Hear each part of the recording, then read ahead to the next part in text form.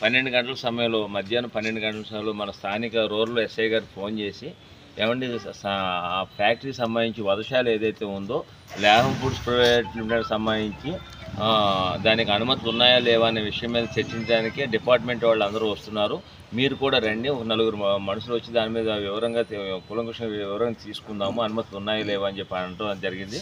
అందులో భాగంగా నేను ఇక్కడికి రావడం జరిగింది. ఎంఆర్ఓ ఆఫీస్కి వచ్చి ఒక 4 వచ్చి వారిని సంప్రదించడం జరిగింది.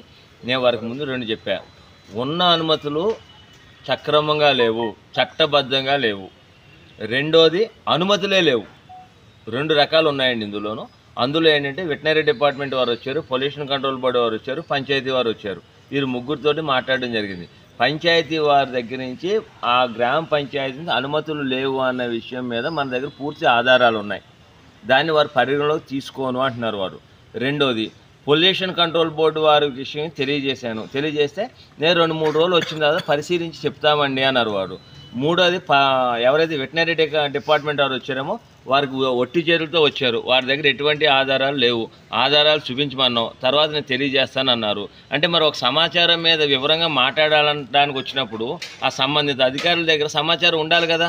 సమాచారం లేకుండా వెటనరీ డిపార్ట్మెంట్ ఆయన ఎలా వస్తారు?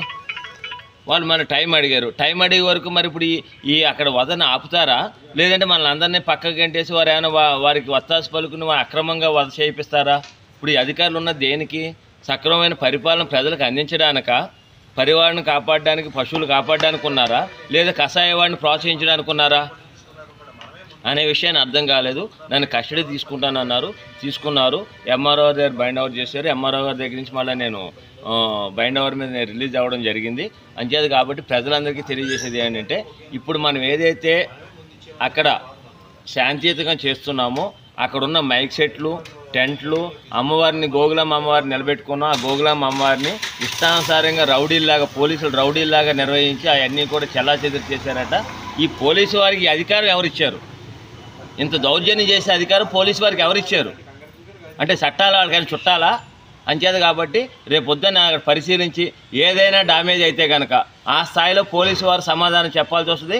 సంజాయిషి కాదు, దానికి సంబంధించిన పూర్తి బాధ్యత పోలీసు వారు తీసుకోవాల్సి వస్తుందని చెప్పి మేము పత్రికాముఖంగా ప్రజలకు తెలియజేయాలనుకున్నాము.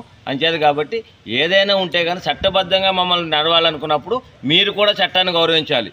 చట్టాలు మీ చేతిలో తీసుకుంటే మేము చూస్తా ఊరుకోమని అనుకోవద్దు. మాకు యజమానులు మీరు మీ యజమానుల హోదాలో మేము ఎలా చర్యలు తీసుకోవాలో మాకు తెలుసు. అంచేది కాబట్టి ఇప్పటికైనా గుర్తించి మీరు ఏదైనా ఇబ్బంది ఉంటే ఇబ్బందిలా మాట్లాడండి. రౌడీల్లాగా పాడేసి చేసేసి ఇష్టానుసారం చేస్తే కనుక అది చెల్లదన్న విషయం కదా.